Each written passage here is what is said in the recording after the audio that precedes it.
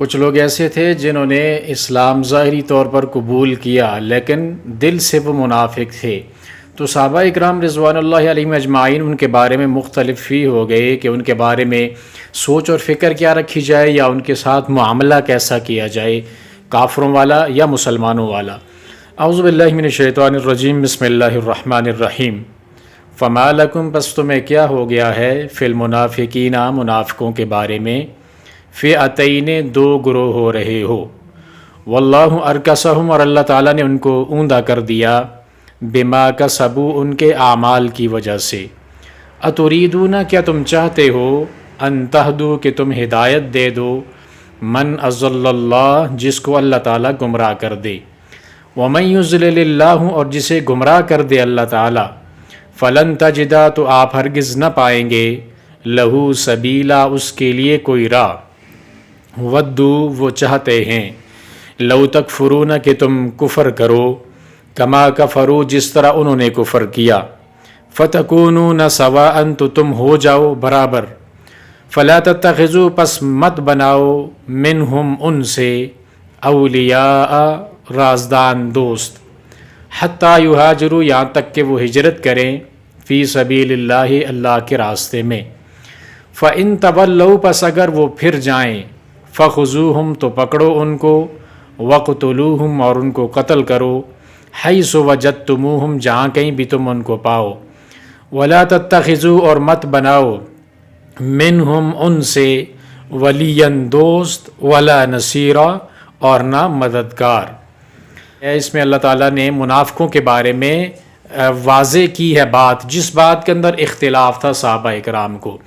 کہ تمہیں کیا ہو گیا ہے کہ منافقوں کے بارے میں تم دو گروہ ہو رہے ہو، اور اللہ نے ان کو اوندا کر دیا، جو ان کے اعمال تھے اس اعمال کے اندر وہ لوگ اپنے اعمال کا خمیازہ بھگت رہے ہیں، اور اس کا جو ان کی سزا بنتی ہے وہ بھگت رہے ہیں۔ تو آپ لوگ کیا چاہتے ہیں کہ اس کو ہدایت یافتہ بنا دو، جس کو اللہ تعالیٰ نے گمراہ کر دیا، جس کو رب العالمین نے ہدایت ہی نہیں دے دی، تو جس کو رب ہدایت نہ دے تو آپ اس کے لیے کوئی راستہ نہیں پائیں گے۔ تو اس آیت کے متعلق مختلف اقوال ہیں، اس میں سے چند اقوال یہ ہیں کہ ایک قول اس کے اندر یہ ہے کہ اس سے مراد وہ منافقین ہیں کہ جو غزوہ احد والے دن میدان احد سے انہوں نے واپسی کر لی تھی، اللہ کے نبی صلی اللہ علیہ وسلم کے ساتھ وہ گئے تھے، لیکن وہاں پہ انہوں نے جا کر یہ کہا کہ آپ لوگوں نے ہماری بات نہیں مانی، ہمارا مشورہ نہیں مانا، اس لیے ہم یہ میدان چھوڑ کر جا رہے ہیں۔ 300 کی تعداد کے اندر تھے، اور عبداللہ بن ابی ان کا سردار تھا، تو اپنے سردار کے ساتھ یہ 300 لوگ وہاں سے میدان قتال سے واپس آ گئے تھے۔ تو یہ آیت ان کے بارے میں نازل ہوئی۔ اب ان کے بارے میں اختلاف کیا تھا، صحابہ کرام یہ کہہ رہے تھے کہ کیا یہ لوگ جو ہے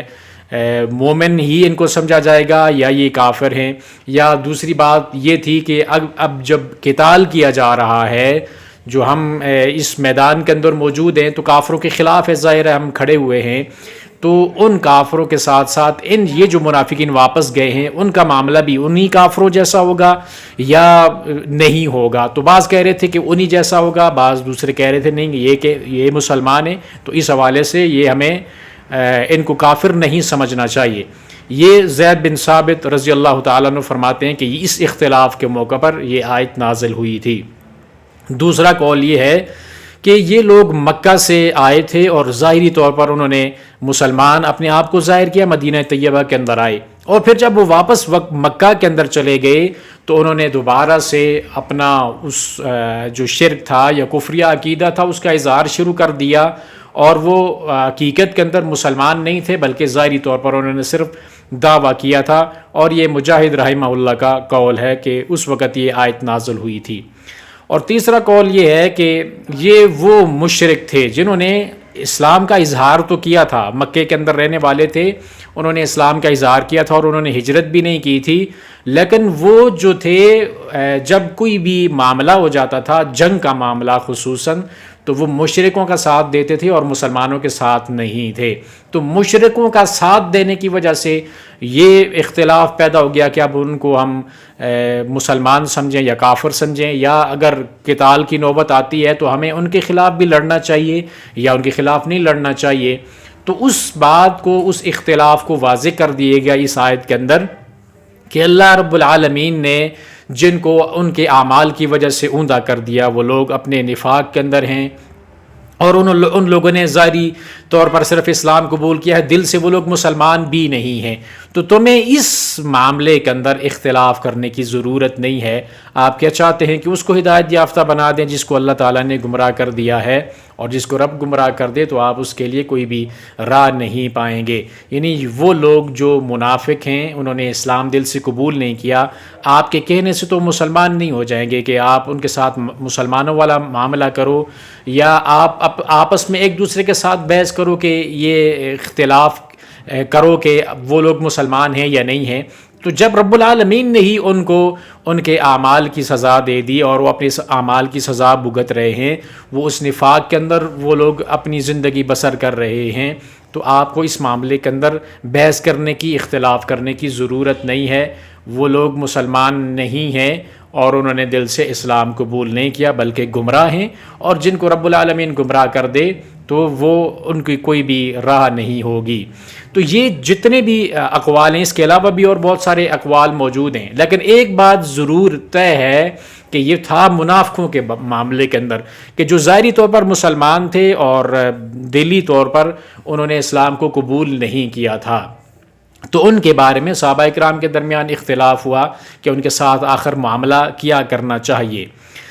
اگلی آیت کے اندر اللہ تعالیٰ ارشاد فرماتے ہیں وَدُّوا لَوْ تَكْفُرُونَ كَمَا كَفَرُوا فَتَكُونُونَ سَوَاءً فَلَا تَتَّخِذُوا مِنْهُمْ أَوْلِيَاءَ حَتَّى يُهَاجِرُوا فِي سَبِيلِ اللَّهِ۔ یہ جو لوگ ہیں نا، یہ جو منافق ہیں، وہ یہ چاہتے ہیں کہ وہ اس طرح آپ بھی کافر بن جائیں جس طرح کے کافر وہ ہیں، ظاہری طور پر مسلمان ہیں اور دلی طور پر وہ لوگ منافق ہیں اور انہوں نے اسلام کو قبول نہیں کیا یا اسلام کو دل سے انہوں نے تسلیم نہیں کیا۔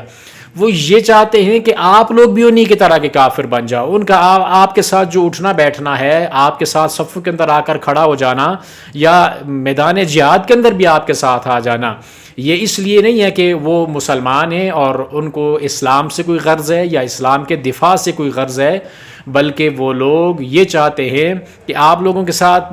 جب وہ ملیں تو آپ لوگوں کا دل ان کے لیے نرم ہو جائے، معاملات جب آپ کے ساتھ کریں گے تو آپ کے دلوں کے اندر وہ سختی نہیں رہے گی جو ان کے لیے معاملے کے لیے ہونی چاہیے، تو اس طرح سے وہ آپ کی ہمدردیاں حاصل کر لیں گے۔ صرف آپ کی ہمدردیاں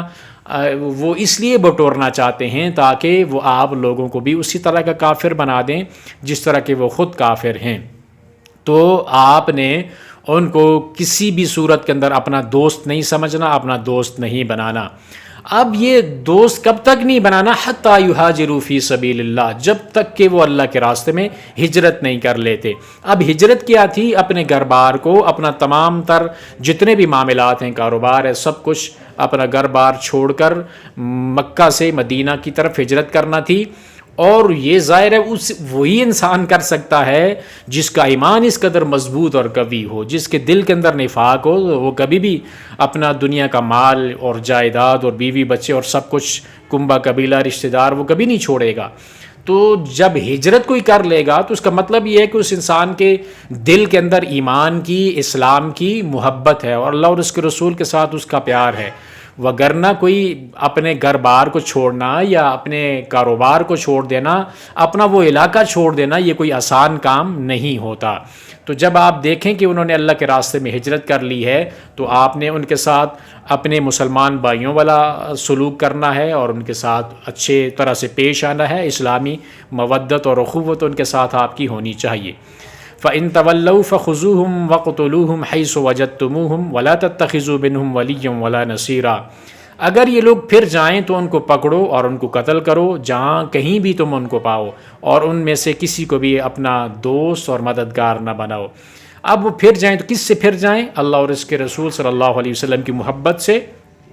ایمان سے، اسلام سے اگر وہ پھر جائیں، یا وہ ہجرت کرنے سے انکار کر دیں، وہ ہجرت نہ کریں، اپنا گھر بار نہ چھوڑیں اور اپنا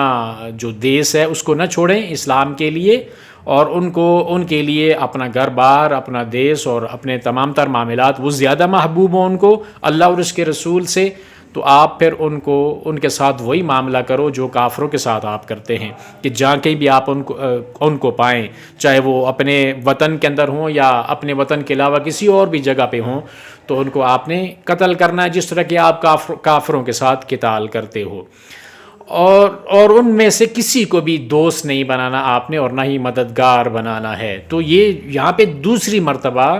ولی بنانے سے، دوست بنانے سے منع کیا گیا ہے۔ اس بات کی تاکید کی گئی ہے کہ آپ مت سمجھیے کہ وہ آپ کے خیر خواہ ہیں، آپ کے دوست ہیں یا آپ کے ساتھ چلنے والے لوگ ہیں، آپ کے وہ مددگار نہیں ہیں بالکل بھی۔ اور اگر آپ بالفرض آپ کے ساتھ وہ کھڑے بھی ہو جائیں، میدان جہاد تک بھی آ جائیں اور آپ کے ساتھ دیگر معاملات بھی کریں، تو کبھی بھی مت یہ سمجھیں کہ یہ لوگ آپ کے مددگار ہیں یا یہ آپ کے دوست اور ولی ہیں۔ یہ اپنے دل کے اندر بغض رکھتے ہیں اسلام کے خلاف، صرف ظاہری طور پر ہمدردیاں بٹورنے کے لیے انہوں نے اسلام قبول کر لیا ہے، وگرنہ حقیقت کے اندر یہ لوگ مسلمان نہیں ہیں۔ تو ان دو آیات کے اندر اس اختلاف کو واضح کر دیا گیا کہ جس بات کے اندر صحابہ اکرام مختلف فی تھے کہ منافقوں کے بارے میں ہمیں رویہ کیا رکھنا چاہیے، یا منافقوں کے بارے میں ہماری سوچ اور فکر کیا ہونی چاہیے، ہم ان کو مسلمان سمجھیں یا نہیں، تو یہ بات کلیئر کر دی گئی کہ وہ لوگ مسلمان نہیں ہیں۔ اور دوسری بات یہ تھی کہ کیا قتال ان کے خلاف کرنا چاہیے یا نہیں کرنا چاہیے، تو بات اس کو بھی واضح کر دیا گیا کہ جہاں کہیں بھی آپ ان کو پاؤ، جہاں کہیں آپ کے ساتھ جو ہے وہ مد مقابل آ جائیں، تو آپ نے ان کے ساتھ قتال کرنا ہے، جس طرح کہ آپ دوسرے لوگوں کے ساتھ قتال کرتے ہو، کفار کے ساتھ، اور ان کو کسی بھی صورت کے اندر اپنا مددگار یا اپنا دوست آپ لوگوں نے نہیں سمجھنا۔